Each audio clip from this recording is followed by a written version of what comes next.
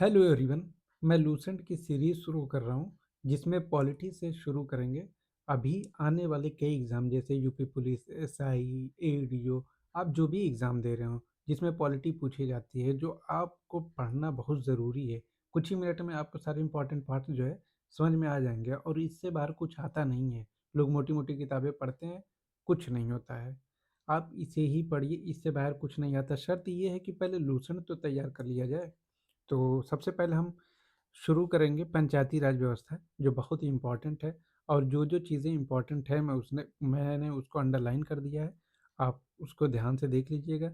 बाकी चीज़ें जो समझाने लायक है मैं समझा दे रहा हूँ। ठीक है, चलिए पहले शुरू करते हैं पंचायती राज व्यवस्था के चैप्टर। ये अगर आपके पास लूसेंट होगी तो ये है चैप्टर नंबर 45 है लूसेंट का। यही चीज़ है जो मैंने टाइपिंग फॉर्मेट में दे दी है। उसमें ठीक नहीं लगता किताब में से पढ़ना ना, तो इसलिए मुझे लगा ये ज़्यादा बेहतर रहेगा। चलिए शुरू करते हैं। 1882 में लॉर्ड रिपन ने ये प्रपोजल लाया था, इसीलिए इसको स्थानीय स्वशासन का पिता कहा जाता है। किसने क्या किया, फिर से ध्यान से सुनिए। 1882 का टाइम था, लॉर्ड रिपन जो था उसी ने स्थानीय स्वशासन की बात की थी, इसीलिए स्थानीय स्वशासन का जनक लॉर्ड रिपन को कहा जाता है। और इसे ही मैग्ना कार्टा कहा जाता है। किसका? स्थानीय स्वशासन का। ठीक। इसका काम क्या था, इसका उद्देश्य क्या था कि जन भागीदारी को सुनिश्चित करना और लोकतांत्रिक विकेंद्रीकरण को बढ़ावा देना।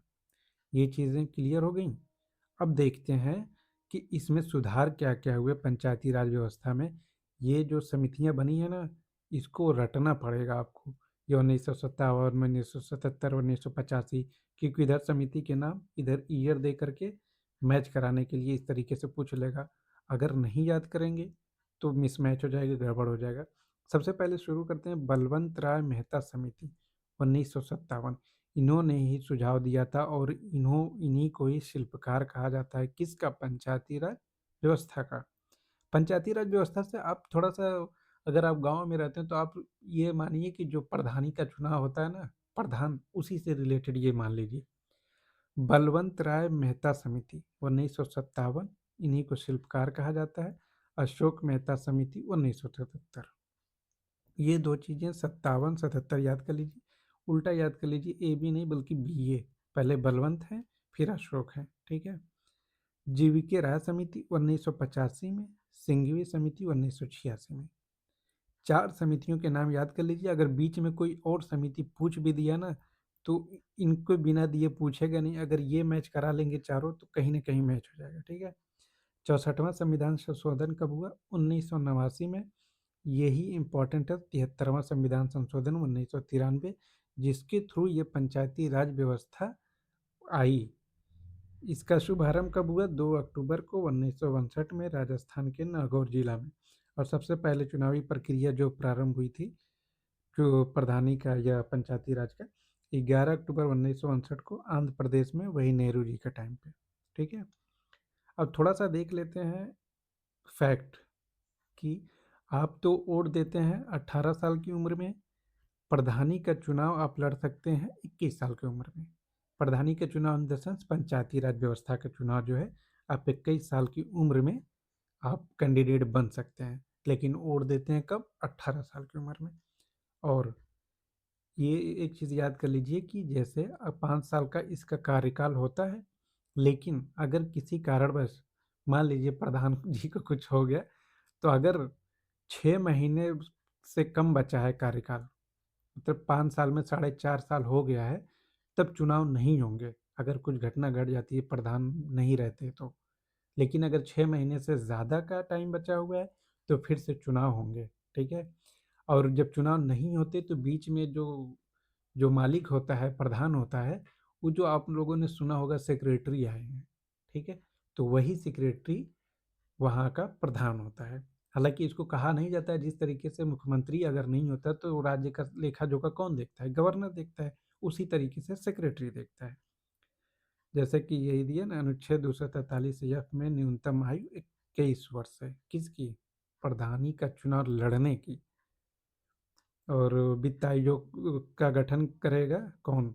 गवर्नर, उस राज्य का, जो पंचायती राज व्यवस्था को चलाने के लिए को समय-समय पर मूल्यांकन करता रहेगा। अब जो चीज़ें समझ में आती हैं, जो मैंने ऊपर पढ़ाया, बलवंत राय मेहता समिति और अशोक मेहता समिति, उसके बारे में थोड़ा-सा पूछ लिया जाता है, थोड़े-से अच्छे लेवल का क्वेश्चन है।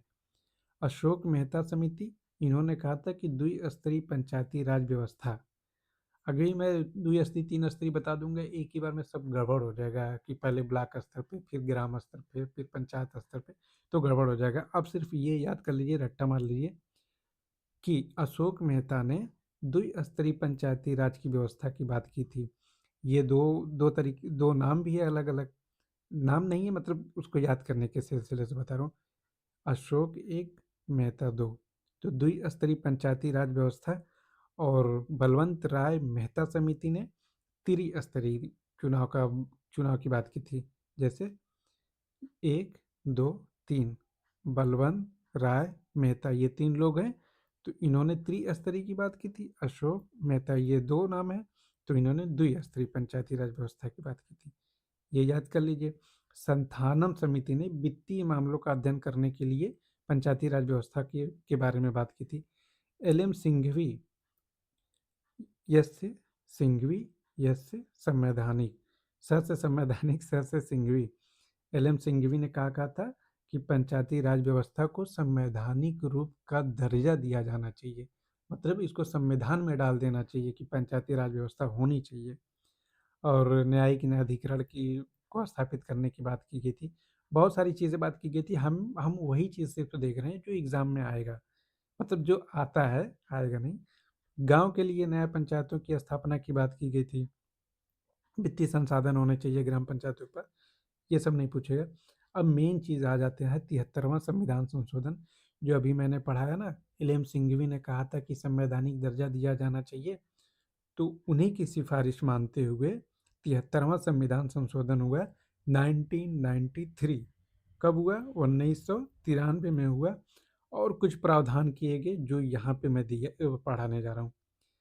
क्या हुआ कि भाग 9 जोड़ा गया, जिसमें अनुच्छेद 243 ऐड किया गया, इसमें 16 अनुच्छेद ऐड किए गए। अब याद कर लीजिए, पार्ट 9 में पंचायती राज सिस्टम है, आर्टिकल 243 है, ठीक। अनुसूची कितनी है, जिसको इंग्लिश में कहते हैं शेड्यूल, 11 में रखा गया है। और इसमें कितने विषय हैं? 29 विषय हैं। किसमें? पंचायती राज व्यवस्था में। ये चीज़ याद कर लीजिए, एकदम रट लीजिए। भाग 9, अनुच्छेद 243, अनुसूची 11, विषय 29। वही एल एम सिंघवी की सिफारिश पर ये किया गया था। अब बहुत ही इम्पोर्टेंट पॉइंट है कि पंचायती राज व्यवस्था नागालैंड, मेघालय और मिजोरम में नहीं है, और एक केंद्र शासित प्रदेश दिल्ली में नहीं है। फिर से पढ़िए, नागालैंड, मेघालय, मिजोरम और दिल्ली में पंचायती राज सिस्टम नहीं है। वहाँ पे ये जान लीजिए, प्रधानी का चुनाव नहीं होता। कितने राज्यों में? 3 राज्य हैं, 1 यूनियन टेरिटरी है। आप ऑप्शन कायदे से ध्यान से देखकर पढ़िएगा कि 3 राज्य दिया है, केंद्र शासित प्रदेश दिया है, उस हिसाब से 4 ये याद कर लीजिए, एनएमएम, ये डी है, ठीक है? 4 हो गया। अब 73वें संविधान संशोधन की थोड़ी-सी प्रमुख बातें याद कर लेते हैं। त्रिस्तरीय ढांचे को अपनाया गया पंचायती राज सिस्टम में। 1/3 स्थानों पर महिलाओं को आरक्षण दिया गया। अगर मान लीजिए कि किसी ज़िले में 100 लोगों को प्रधानी का चुनाव लड़ने की बात की गई है, 100 सीटें हैं मान लीजिए, तो उसमें से 33 सीटें महिलाओं के लिए आरक्षित रहेंगी, कि उतनी सीटों पर 1/3 पर सिर्फ़ और सिर्फ़ महिलाएँ ही चुनाव लड़ेंगी, ठीक है? कार्यकाल 5 साल का होगा। ये भंग होने पर 6 माह के पहले, ये तो मैंने पढ़ा दिया। 74वें संविधान संशोधन, जो नगर पालिका से रिलेटेड है, इसको भी याद कर लीजिए। इसका भाग, ये 74वां संविधान संशोधन है, पंचायती राज का 73वां था। भाग 9 ए में है, कौन? नगर पालिका वाला सिस्टम। 243 में है आर्टिकल, और कुल 18 विषय हैं, और 12वीं अनुसूची में। ये सब का सब मैच कराने के लिए दे देगा, आप कंफ्यूज हो जाएंगे, एकदम जबान पे रट लीजिए। भाग 9 ए, आर्टिकल 243 में है, 12वीं अनुसूची है, कुल 18 विषय हैं। 29 विषय, अब तुरंत रिकॉल कर लीजिए, 29 विषय पंचायती राज सिस्टम में थे। आर्टिकल 243 में 16 आर्टिकल थे। उसमें भाग 9 था, उसमें अनुसूची 11 थी। कंपेयर कर लीजिए फटक से। 12वीं अनुसूची 18 विषय, ठीक है? वही चीज़ें हैं, 1/3 महिलाओं के लिए आरक्षित है, कार्यकाल 5 वर्ष का होगा, इसको देखना नहीं है। ये बहुत ही इम्पोर्टेंट है। ये नगर पंचायत तो समझ में आ रहा होगा ना कि जो धीरे-धीरे नगर क्षेत्र में बन रहे हैं तो उन्हें नगर पंचायत, नगर परिषद छोटे नगर क्षेत्र को कहा जाता है, नगर निगम जो है बड़े नगर क्षेत्र को कहते हैं। जैसे लखनऊ हो गए, मुंबई हो गया, ये नगर निगम है। नगर निगम की स्थापना सर्वप्रथम 29 सितंबर 1688 में की गई। ये प्रश्न पूछा जा चुका है पीसीएस में, मुझे याद नहीं आ रहा किस पीसीएस में, कि नगर निगम की स्थापना कहाँ पर सर्वप्रथम की गई थी? मद्रास में की गई थी, 1688 में की गई थी, ठीक है? ये था पंचायती राज सिस्टम। अब एक बार रिकॉल कर लीजिए कि जो आपने पढ़ा है उसको कितना आप रिकॉल कर पा रहे हैं। नहीं तो मैं तो बोल के चला जाऊँगा, आपको पता नहीं कितना घुसा अंदर, कितना नहीं घुसा। चलिए अब बताइए, पंचायती राज का सिस्टम का पिता किसे कहा गया? रिपन को कहा गया। कब लाया था? 1882 में लाया गया था। इसे ही स्थानीय स्वशासन का मैग्ना कार्टा कहा जाता है। ये चीज़ खत्म हो गई। बलवंत राय मेहता समिति 1957 में आई, इन्हीं को शिल्पकार कहा जाता है। इन्होंने ही त्रिस्तरीय पंचायती राज सिस्टम की बात की थी। ये नाम देख रहे हैं, 1, 2, 3, इन्होंने त्रिस्तरीय कहा था। अशोक मेहता 1977 में आई थी। 1, 2, ये द्विस्तरीय चुनाव की बात की थी।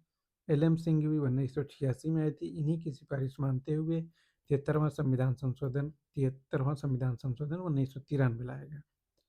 ठीक है, 2 अक्टूबर को शुरुआत हुई थी 1959 में नागौर जिला में, राजस्थान में, और सर्वप्रथम चुनाव की बात शुरुआत की गई आंध्र प्रदेश राज्य में। 18 वर्ष की आयु में आप वोट देते हैं, 21 साल की आयु में आप पंचायत का चुनाव लड़ सकते हैं। और द्विस्तरीय त्रिस्तरीय तो मैंने बता ही दिया।